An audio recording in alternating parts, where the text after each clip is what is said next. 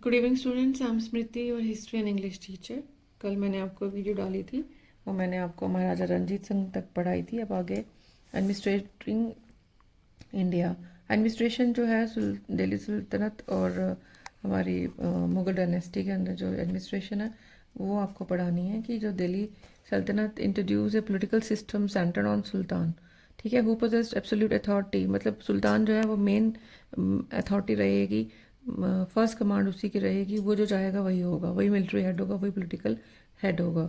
उसकी duties according to the contemporary chronicles, मतलब जो तब की हमें किताबें मिलती हैं उसमें लिखा है कि वो क्या करेगा, territories of Islam against possible aggression, अपनी टेरिटरीज बचाएगा, टैक्स कलेक्ट करेगा, फीस कलेक्ट करेगा, keeping in touch with public affairs का पूरा ध्यान रखेगा, मतलब and condition of the people bye personal contact. Okay, the sultan was however, किससे, हर एक बंदा अकेला तो रूल नहीं कर नहीं सकता, काउंसिल ऑफ मिनिस्टर्स होती हैं, उनके भी थे, उनको वेरियस डिपार्टमेंट्स सौंपे गए हुए थे। ठीक है, और one instrument of the administration was the iqta system. Iqtadari system बहुत फेमस है दिल्ली सल्तनत की, इक्तादारी सिस्टम। उसमें क्या गया है कि जो नोबल्स होंगे, जो उनके मिनिस्टर्स होंगे, उनको नोबल्स कहा जाता था, उनको ज़मीन दी जाती थी, इक्तादारी, उनको इक्तादार्स कहा जाता था, इक्ता सिस्टम। वही टैक्सेस कलेक्ट करेंगे, वही एक्सपेंसेस को देखेंगे तब वहाँ पे, और सुल्तान को पेश करेंगे, भैया ये इतने टैक्स हुए हैं, और जब कोई ज़रूरत पड़ेगी तो वो आर्मी भी मेंटेन करेंगे, और लोकल एडमिनिस्ट्रेशन को देखेंगे, और लॉयल रहेंगे अपनी सेंट्रल अथॉरिटी से, मतलब राजा से एकदम लॉयल। पर पोस्ट उनकी हेरिडिटरी नहीं थी। हेरिडिटरी मतलब ये नहीं कि किसी के पापा हैं तो उसका बेटा बन रहे, ऐसा नहीं, वो टाइम टू टाइम चेंज होता रहेगा, राजा की मर्जी है। टैक्सीज किससे, ट्रेड पे, वो तो होता ही है, एग्रीकल्चर पे, और पीजेंट्री का तो बहुत ही चटनी बना दी जाती है, बहुत ही बुरा हाल रहता है पीजेंट्री का। हर एक सोर्सेज से पता चलता है कि क्रुएलिटी बहुत ज़्यादा होती थी जब वो रेवेन्यू कलेक्ट करते थे पीजेंट्री से। अब आता है मुगल एडमिनिस्ट्रेशन फ्रेमवर्क। उनका जो सिस्टम है, उनका मंसूबदारी सिस्टम, वो खैर वो आर्मी पे है। उनका है कि बहुत बड़ा एम्पायर था तो कंट्रोल भी चाहिए, एफिशिएंसी चाहिए। अकबर बहुत ही शानदार रूलर, उनकी एडमिनिस्ट्रेटिव मशीनरी बहुत अच्छी थी, बहुत ही क्विक डिसीजन लेने वाला बंदा था वो। दीवान जो है, उनके जो मिनिस्टर्स हैं, दीवान, मीर बख्शी, खाना सामान, सदर, ये उनके मेन मिनिस्टर्स हैं। दीवान जो है वो फाइनेंसिस को देखते थे, मीर बख्शी आर्मी के हेड रहते थे, खाना सामान मतलब public works department, trade, industry, agriculture को देखना, और रॉयल हाउस होल्ड को, मतलब जो पूरा महल के जो काम रहते हैं उनको भी देखते थे, खाना सामान। सदर जो है वो जैसे हमारे यहाँ के जज होते हैं कि justice, religious and educational matters देखेंगे। Such ministers were assigned to each of the empire's 12 provinces, subas बोलते थे। उस सूबास को फिर फर्दर सब डिवाइडेड, छोटे छोटे उसमें सेक्शंस में डिवाइड किया जाता था ताकि अच्छे से कंट्रोल हो सके। जैसे इंडिया क्या है, जैसे मतलब हम कहते हैं स्टेट है ना, सेंट्रल गवर्नमेंट है, फिर स्टेट है, स्टेट के बाद फिर डिस्ट्रिक्ट आ जाता है, उसके बाद फिर उसकी छोटी इकाई आ जाती है, तो उन्होंने गांव तक पहुंच जाती है। तो same in the same manner तब भी ऐसे ही होता था, डिस्ट्रिक्ट, तहसील, सूबा, टाउन, ऐसे। Akbar Akbar also instituted मनसबदारी system, Akbar की बहुत फेमस है वो। अबुल फजल ने एन ए अकबरी जो अबुल फजल ने लिखी है उसमें डिस्क्राइब की हुई है कि मनसबदारी सिस्टम शुरू की थी कि मनसबदार होंगे, उनको डिफरेंट डिफरेंट रैंक्स दिए जाएंगे। रैंक के हिसाब से उनको अपने एलिफेंट, हॉर्सेस और कैमल्स ट्रूप्स तैयार करने हैं, है ना। जैसे किसी का मतलब कोई डिप्टी कमांडर है, कोई सेकेंड इन कमांड है, या कोई किसी के 3 स्टार हैं, 4 स्टार हैं, उस हिसाब से वो अपनी आर्मी और उसको वैसा ही ट्रीटमेंट दिया जाएगा, वैसी उसकी जागीर दिया जाएगी, एक किस्म का जागीरदारी सिस्टम। और फिर वो वैसे ही फोर्सेस तैयार करेगा, टैक्स कलेक्ट करेगा, जैसे उसको एक लैंड दी जाएगी कि भैया एक छोटा सा एरिया ये तुम्हारा है और तुम इस पे अपनी ट्रूप्स भी तैयार करो, इसका हमें रेवेन्यू भी दो। ठीक है, वैसे ही मनसबदारी सिस्टम है। तो फिर हम इसको ये कह सकते हैं कि mansabdars were generally paid by being assigned land, उनको लैंड दी जाती थी, वहीं से भैया उनका सारा खर्चा चलता था, और तभी हम इनको जागीरदार भी बोल सकते हैं। अब ग्रोइंग, मतलब अकबर, इसके आगे उन्होंने बोला कि Akbar growing very tolerant about the other sects also, जैसे जो नॉन मुस्लिम्स हैं, चाहे जैनीज हो गए, हिंदूज हो गए, जोरास्ट्रियंस हो गए, क्रिश्चियंस भी आने लगे थे उन्होंने। ठीक है, उनके उनके जो कोर्ट में नॉन मुस्लिम्स भी ऑफिसर्स थे। और even among Muslim officials, those of the foreign origin were generally favoured over those of the Indian origin. ठीक है, अब आता है टोडरमल। टोडरमल उनका क्या था, फाइनेंस मिनिस्टर थे। उन्होंने एक रेवेन्यू सिस्टम इंट्रोड्यूस किया था, और रेवेन्यू जैसे दशाला सिस्टम भी बोल सकते हैं उसको, जब्ती सिस्टम भी बोलते हैं उसको, कि उनकी क्रॉप का भी सर्वे करो, पूरा लैंड का सर्वे करो, कि मतलब कोई ये ना हो कि जागीरदार कोई ज़मीन खा ले या फिर पीजेंट्स के साथ कुछ अन्याय हो जाए। उन्होंने बोला मैं सर्वे करूँगा, 10-10 साल का सर्वे होगा, और एक एक ज़मीन पे जो है वो उसकी उस एक ज़मीन पे उस ज़मीन से कितना हमें प्रोडक्शन आ रही है, हम उसका क्या करेंगे, एक पूरा रेवेन्यू, पूरे एक डाटा कलेक्ट करेंगे और उस हिसाब से रेवेन्यू कलेक्ट करेंगे। ठीक है, और सिस्टमेटिक सर्वे होगा लैंड का हर 10 साल के अंदर। तो ये अच्छा सिस्टम था कि लैंड की कौन सी भैया बंजर लैंड है, कौन उसके लैंड को 4 भागों में डिवाइड किया गया था। अब आता है मराठास के एडमिनिस्ट्रेशन। बार बार बोल रहे हैं नेक्स्ट चैप्टर में, पता नहीं 3 बार तो बोल दिया कि मराठास नेक्स्ट चैप्टर में पढ़ेंगे, बोल पता नहीं क्यों रहे हैं। अब है कि पीपल्स लाइफ की कैसी थी, लोगों की कॉमन लाइफ।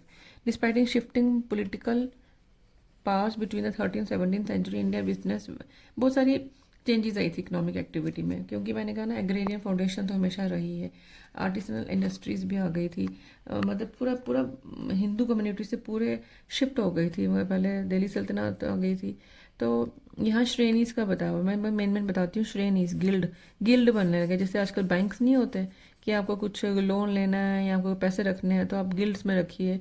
श्रेणीज का एक पूरा, जैसे मारवाड़ी का ग्रुप हो गया, ठीक है, प्रोफेशनल डिफाइंड कम्युनिटीज़ होंगी, एक पूरी मर्चेंट कम्युनिटी हो गई, हाँ भैया कि इनसे पैसे भी ले लो, उधार भी ले लो, बड़े बड़े बिजनेस चलाने के लिए।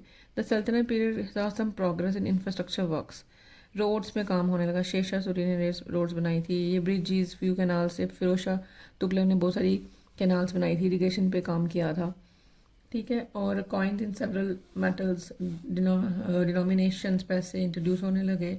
Mughal well used A system with रुपया ऑफ द सिल्वर, दम ऑफ ए कॉपर, मतलब जो रुपया होगा सिल्वर का होगा, दम होगा वो कॉपर का होगा। पर्शियन व्हील, व्हील जैसे इसका फोटो बना।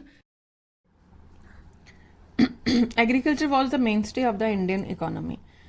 We have already seen how rulers relied on agrarian revenue to maintain their administration and military, typically extracting land revenue at 1/5 of the produce. Though some of the sultan raised it as high as 1/2. ये कह रहे हैं कि हमें revenue की ज़रूरत हमेशा पड़ती है जब आपने अपनी कंट्री को या स्टेट को चलाना है, तो वो भी ऐसे ही करते थे, चाहे सल्तनत के हों चाहे मुगल्स हों। तो वो क्या करते थे, कोई 1/5 लगाता था टोटल प्रोड्यूस पे, वो क्या कि 5वां हिस्सा। तो धीरे धीरे कोई ऐसे भी सुल्तान होते थे या मुगल्स के रूलर थे, वो हाफ लगाते थे, भैया हाफ तुम्हारा हाफ मेरा। हालांकि ऐसे तो नहीं होता, ऐसे तो किसान गरीब हो जाएगा। The expansion of the irrigation system increased. जैसी इरीगेशन सिस्टम, पानी जगह जगह पहुंचेगा तो एग्रीकल्चर प्रोडक्टिविटी बढ़ेगी, क्रॉपिंग, मल्टीपल क्रॉपिंग बढ़ेगी। बहुत food, rice, wheat, barley, pulses, sugarcane, spices, non food items, सब कुछ जो है, थ्राइविंग टेक्सटाइल्स, ये आपके सब कुछ उसमें ग्रोथ होगी। इसलिए ग्रोथ देखने को तो मिली थी, लेकिन ग्रोथ किसके लिए, मतलब जो मनसबदार हैं, इक़्तिदार हैं, जागीरदार हैं, राजा हैं, उनके लिए, या फिर ट्रेडर्स हैं, मर्चेंट्स हैं, थोड़ी उनके लिए। पीजेंट्स तो हमेशा पिसती रही। ठीक है, let us note the agriculture outward, जगह जगह से वो तो है ही है, जहाँ पानी ज़्यादा होगा, जहाँ की उपजाऊ ज़मीन होगी, वहाँ पे एग्रीकल्चर अच्छा होगा। नहीं तो जहाँ पे अकाल पड़ेगा, फैमिन्स होंगे, तो वहाँ पे सफ़र करेंगे पीजेंट्री। टेक्सटाइल्स की बात करें हैं तो craft people made a wide range of products. Indian craftsman हमेशा ही फेमस रहे हैं, वेपन से, यूटेंसिल से, ऑर्नामेंट से, ज्वेलरी आइटम तक। शिप बिल्डिंग भी धीरे धीरे अच्छी हो रही थी, जिसके लिए कि अब शिप बिल्डिंग होगी, नई नई शिप्स बनेंगी, तो ऑब्वियस है इंडस्ट्री ग्रो करेगी। इंडियन गुड्स एक्सपोर्ट की जाती थी, है ना। तो जैसे कौन कौन से टाउन से, कैलीकट से, मैंगलोर से, सूरत से, मसूलीपट्टनम, हुगली। और Indian imported much less than it's export. ठीक है, इम्पोर्ट कम होता था, एक्सपोर्ट ज़्यादा होता। इम्पोर्ट क्या होता था, सिल्क होते थे, हॉर्सेस रहते थे। विजयनगर किंगडम में हमेशा हॉर्सेस आपने देखा होगा कि इम्पोर्ट होते थे, और वो चाहते भी नहीं थे कि पुर्तगालीज अपने घोड़े किसी और को बेचें। मेटल्स और लग्जरी आइटम्स। मर्चेंट्स अरबिया से, पर्शिया से एंड सेंट्रल एशिया से इंडियन पोर्ट्स में आते थे। और contributing to the bustling trading activity. Hundi system ये होता था transfer funds according political boundaries, मतलब एक किस्म का रिटर्न डॉक्यूमेंट है। जैसे मेरे पास एक हुंडी होगी तो मैं कहूँगी भैया ये फ़लाँ फ़लाँ मर्चेंट ने मुझे हुंडी दी है, मेरे पास एक रिटर्न डॉक्यूमेंट होगा, तो इंस्ट्रक्शंस होंगी कि मैं ये पेमेंट मिल जाएगी। जैसे आजकल आप लगा लो जैसे चेक का सिस्टम है ना, जैसे बैंक्स का आजकल जो ऑनलाइन जो सिस्टम चल रहा है कि हम ये शो करेंगे या फिर पेमेंट शो करेंगे तो वो हमें दे देंगे, तो वो एक रिटर्न इंस्ट्रक्शन दी जाती थी। उससे क्या होता था कि आप जगह जगह आपको जैसे कोई लूट नहीं पाएगा, एक डॉक्यूमेंट लेके दे दिया कि हाँ ये पेमेंट हो जाएगी, ये फ़लाँ फ़लाँ ट्रेडर है, वो कम्युनिटीज़ हैं। और मेन ट्रेडिंग कम्युनिटीज़ कौन थी? मारवाड़ी कम्युनिटीज़, जो आज भी फेमस है। हाँ, ये हुंडी मैंने आपको बता दिया। Return instructions to make payment to an individual. Temples as centres of economic activity. Many temples were more than centres for worship, learning, social interactions और परफॉर्मिंग आर्ट्स। लेकिन जो टेम्पल्स, विजयनगर के टेम्पल्स है बड़े बड़े, वहाँ से पूरा सेंटर्स जो थे वो चलते थे, वर्शिप, लर्निंग और सोशल इंट्रैक्शन, और बिजनेस चलता था, आर्ट, परफॉर्मिंग आर्ट बहुत फ्लरिश हुआ करता था। ठीक है, इरिगेशन टैंक्स बनाए जाते थे, सिस्टम्स अच्छे अच्छे थे। चोलास का वो टैंक भी बहुत फेमस है, वो मुझे भी उसका पर्टिकुलर नाम याद नहीं आ रहा। अब टेम्पल्स के क्या है कि वहाँ पे रूलिंग क्लास डोनेट करती थी, बहुत वेल्थ थी, है ना। टेम्पल डेटीज़ बनाई जाती थी और ट्रस्ट बनाए जाते थे, पूरा इरिगेशन, एक पूरी कम्युनिटी चलती थी। आर्टिस्ट जो थे, बड़े बड़े आर्टिसंस थे, वो उन पे रिलाई करते थे, है ना। उन दोनों पिलग्रिम्स की एकोमोडेशन, मतलब जो धर्म यात्रा पे जा रहे हैं उनके एकोमोडेशन, सीधे धर्मशाला, शतरम्स खोले जाते थे। अब यह है कि अर्ली पीरियड उन्होंने बोला कि 16 के बाद, 1600 सेंचुरी के बाद इकोनॉमिक स्ट्रेस आता है। पीजेंट क्या आता है ना, वो बेचारे किस किस को दें शेयर अपने प्रोड्यूस का वो इंटरमीडिएटरीज को भी देंगे, मतलब जो बीच में लैंडलॉर्ड्स हैं, फिर नोबल्स हैं, फिर राजा हैं, तो वो क्या अपने उनकी लैंड छीन जाने लगी है ना। जैसे वो नहीं दे रहे हैं रेवेन्यू तो वो लैंड छीन लेते थे, तो वो बॉन्डेड लेबर बनते गए। हिस्टोरियन क्या कहते हैं कि craftsman labourers too often faced harsh economic conditions हो गई। India was still a land of abundance तो थी, as testified by many Arab and European travellers. बोलते हैं वो यही देख के तो आते थे। कृष्णदेवराया के टाइम पे भी बहुत सारे यूरोपियन ट्रैवलर्स आते थे, अरब के ट्रैवलर्स भी आते थे। ये आपने देखा होगा, जैसे इब्न बतूता है, वो मोहम्मद बिन तुगलक के टाइम पे आए थे, और कृष्णदेवराया के टाइम में डोमिंगो पे आए थे। वो तो वेल्थ देखे, वेल्थ और यहाँ की प्रॉस्पेरिटी देखे मतलब अट्रैक्ट हुए थे इंडिया में आने के लिए। वहाँ के courtiers, high officials, merchant class. लेकिन इतनी फ्रीक्वेंट वारफेयर्स होती थी कि causes for displacement of population. भाई जब हमेशा लड़ाई हो रही है तो वहाँ के आम जनता तंग आ जाती थी, तो डिस्प्लेसमेंट ऑफ पॉपुलेशन होने लगी।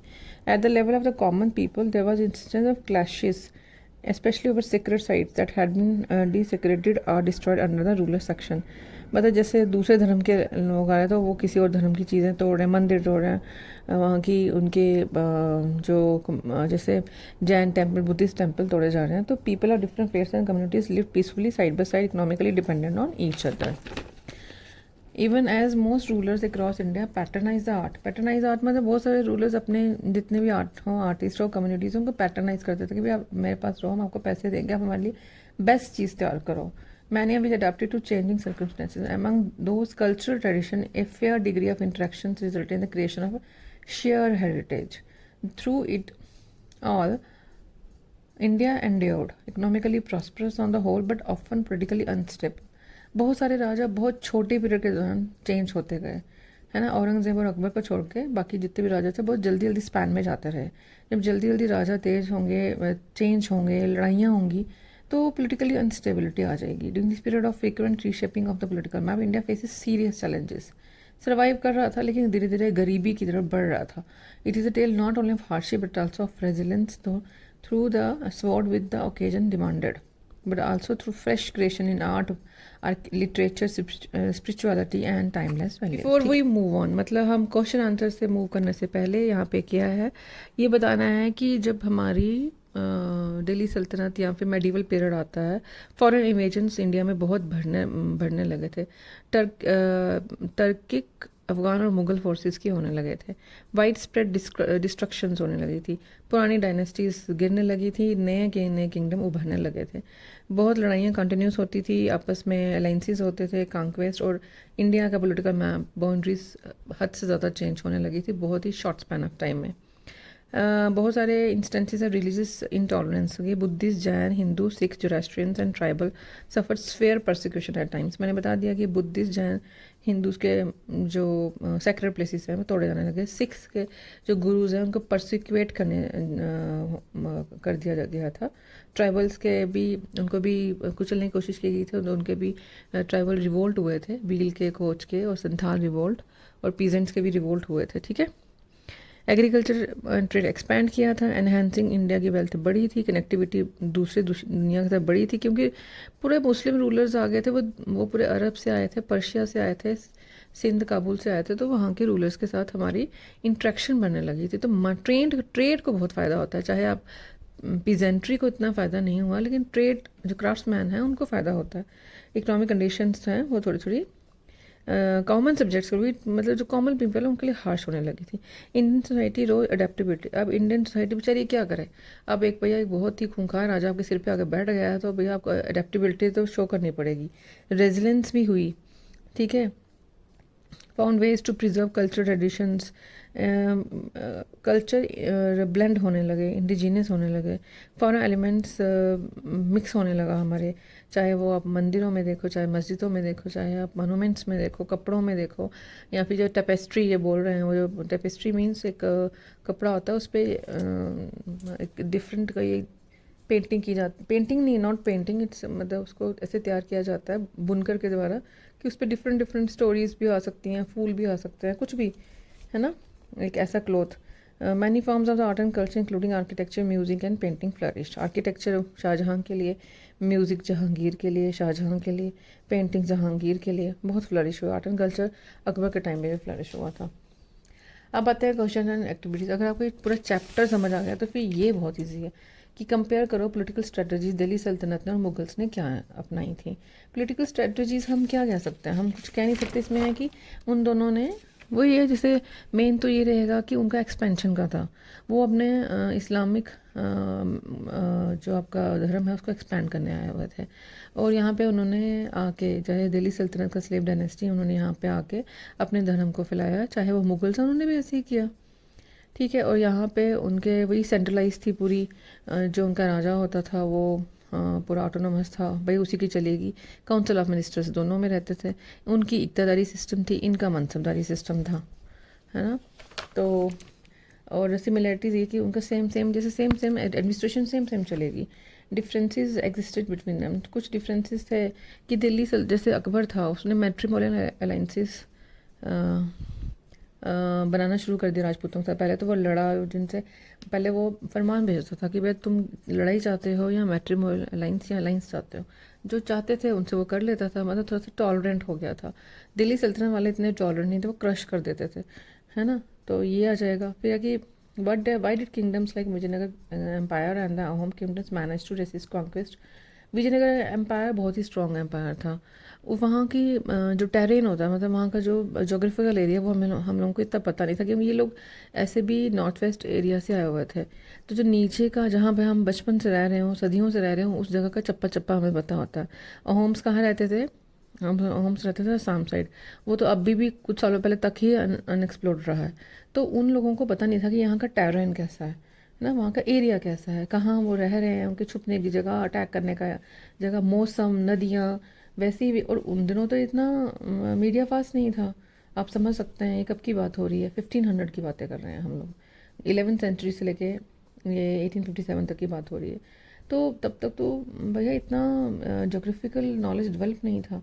तो विजयनगर स्ट्रॉन्ग था, मतलब जागरूक, स्ट्रॉन्ग, उनके रूलर्स बहुत ही शानदार रूलर्स थे, अपने पूरे उसका जो किंगडम है अच्छी एडमिनिस्ट्रेशन थे, उनके नायकास थे, जैसे नोबल्स हैं उनके नायकास थे। होम किंगडम के पायक सिस्टम था। तो मतलब इनकी एडमिनिस्ट्रेशन बहुत स्ट्रॉन्ग थी, इस तरीके से इन्होंने लॉन्गर टर्म तक सर्वाइव कर लिया। जोग्राफिकली मैंने बता दिया, मिलिट्री इनकी स्ट्रॉन्ग थी, उनके हॉर्सेस विजयनगर के बहुत स्ट्रॉन्ग थे।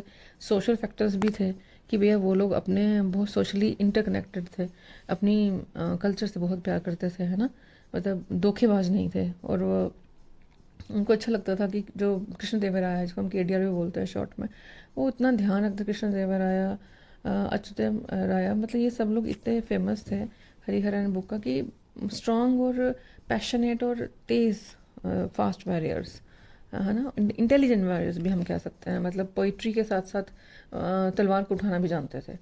Imagine your scholar in the court of Akbar और Krishna Deva Raya, write a letter to a friend describing the, अगर आप अकबर के कोर्ट पे हैं तो आप बोलेंगे, क्या बताएंगे कि वो पॉलिटिक्स कैसे करते हैं, वो सबसे अच्छे रिलेशन बनाते हैं, लेकिन एक फ्यूरियस बैटल मास्टर भी हैं, मतलब लड़ने को भी तैयार हैं और दोस्ती बनाने को भी तैयार हैं। ट्रेड उनका बहुत फ्लरिश है नॉर्थ वेस्टर्न में, अरब कंट्रीज़ में। कल्चरली वो बहुत इंटैक्ट हैं, क्योंकि कल्चर देखा जाए तो उन्होंने भी बहुत अच्छी अच्छी बिल्डिंग्स तैयार की हैं, पंच महल, फतेहपुर सीकरी, ये सब उनके महल हैं। और सोसाइटी मतलब ख्याल भी रखते थे अकबर, ऐसा नहीं है।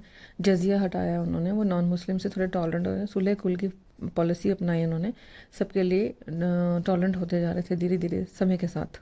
और कृष्ण देव राय तो बहुत ही शानदार, मैंने कहा ना, वो उन्होंने खुद भी एक बहुत अच्छे शानदार स्कॉलर थे, पोइट थे, बड़े बड़े पोइट्स को अपने कोर्ट में पैट्रनाइज करते थे वो, और पूरा ख्याल रखते थे अपनी आर्मी का, इवन की लोगों का, मतलब जो आम जनता है उनकी भावनाओं का भी कृष्ण देव राय बहुत ज़्यादा ख्याल रखते थे, है ना। और तेनाली रामा उनके बहुत ही विट एंड विजडम के लिए फेमस आज भी हैं, उनकी कॉमिक्स चलती हैं इवन की, तो ये आ जाएगा। और अमुक्तमाल्य उनका बहुत ही फेमस एक तेलुगु पोइम है। अब आता है how come Akbar A ruthless conqueror in his early days, कि बाद में कैसे टॉलरेंट और वैल्यूबल हो रहा था। भाई बाद में छोटा होता है तब उसकी उसके जो गुरु हैं या कैसे हैं, उनके आसपास का पूरा पर्शियन और मुस्लिम उसकी अपब्रिंगिंग होती है। टाइम के साथ साथ वो जब देखते हैं हिंदू राजपूत रूलर्स को, उनके कोर्ट में ही जो उनके 9 जेम्स हैं उसमें से जो उनके नवरत्न हैं उनमें से आधे तो हिंदू होते हैं, तो वो धीरे धीरे सबकी चीज़ों को सुनते हैं। हालांकि वो पढ़ते हुए तो नहीं है, उन्होंने तो ट्रांसलेट एक डिपार्टमेंट भी खोला था, जिससे महाभारत को, पंचतंत्र को हिंदी में ट्रांसलेट करने, सॉरी अपने पर्शियन में ट्रांसलेट करने के लिए। तो वो धीरे धीरे सब टेक्स्ट को पढ़ते थे, उनको पढ़ते नहीं थे, उनको सुनाते थे, श्रुति ज्ञान लेते थे, तो उनको लगता था कि सब धर्मों का मतलब सार एक ही है, तो वो धीरे धीरे टॉलरेंट होते चले गए। What might have happened if the Vijayanagara empire had won the battle, अगर Vijayanagara empire battle of Talikota Kota जीत जाते, हमें रामाराय जो उनका है उनसे जीत जाते, तो बहमानी किंगडम से, तो पॉलिटिकल मैप अलग होता, वो काफ़ी लंबे समय तक चलते। तो शायद जो बाद के हमारी यूरोपियन कंपनीज और ट्रेडर्स हैं, अगर वो कृष्णदेव राय के टाइम में ऐसे स्ट्रॉन्ग रूलर के टाइम पे कब्जा करने की कोशिश करते, तो शायद नहीं हो पाता हूँ, एक टफ रेसिस्टेंट होती, बहुत डिफरेंट होता हमारा जो पॉलिटिकल सिनेरियो है, ठीक है। Many values prompted by early Sikhism, including equality and seva and justice, remain relevant. हाँ आज भी हैं। Select one of these values and discuss how it remains relevant in contemporary society. देखिए सिखिज्म का main तो यही था, उनका ओमकार, एक ओमकार, इक्वालिटी होनी चाहिए, सेवा, उनके लंगर सेवा बहुत फेमस है, उनका खालसा धर्म इसी स्थापना जस्टिस के लिए हुई थी, तो ये आजकल के लिए रेलिवेंट है। आपको इक्वालिटी चाहिए सोसाइटी में, हाँ चाहिए, सेवा, अब सेवा भाव के बिना तो ह्यूमैनिटी है ही नहीं। हम ह्यूमन सिर्फ इसलिए पैदा हुए हैं कि हम दूसरों के प्रति टॉलरेंट हो सकें और सेवा कर सकें, जस्टिस सबको चाहिए। तो ये सब चीज़ें आज की कंटेम्प्रेरी सोसाइटी में टोटली रेलिवेंट हैं। Imagine you R A trader in port city, चाहे सूरत है, कैलिकट है और हुगली है। Describe the senses scenes, sorry not senses, scenes you have C as a regards good people you trade with movement of ships. अब मैं trader हूँ, अब मैं सूरत में जाता हूँ, तो वहाँ पे क्या, कौन सा वाला सी है, वहाँ पे है अरेबियन सी। सूरत में क्या है, कपड़ा मार्केट बहुत फेमस है ना। कैलिकट में जाऊँगी तो वहाँ पे मसाले बहुत फेमस है। हुगली में जाऊँगी तो वहाँ का आर्ट बहुत फेमस है ना, तो सिल्क भी फेमस है। तो अब मैं ये चीज़ें देख के सोचूंगी भैया मैं अपने दूसरे देश से आया हूँ, तो या फिर मैं इसी देश का भी हूँ, अगर उसी सब कॉन्टिनेंट का हूँ, इंडियन सब कॉन्टिनेंट का हूँ, तो मैं इन्हीं चीज़ों को लेके दूसरी स्टेट में जाऊँगी या दूसरी कंट्री में जाऊँगी, अपनी चीज़ों को बेच के अपना फ्लरिश करूँगी एज ए ट्रेडर। ओके, ये मैंने आपको बहुत सिंपल तरीके से हिंदी में क्वेश्चन आंसर समझा दिए हैं। आप इसके अपने 8th क्लास में हैं तो अपने लैंग्वेज में आप लिख सकते हैं। मेन पॉइंट्स यही हैं, बाकी एलोबरेट करने के लिए थोड़ा सा आपको देखना पड़ेगा, है ना। Okay, thank you so much and please like share and subscribe, क्योंकि बहुत कम बच्चे कोई कमेंट करते ही नहीं हैं, बहुत 2-4 कमेंट आते हैं, वो भी मेरे जान पहचान वालों के। Please students, please like and share. Thank you so much.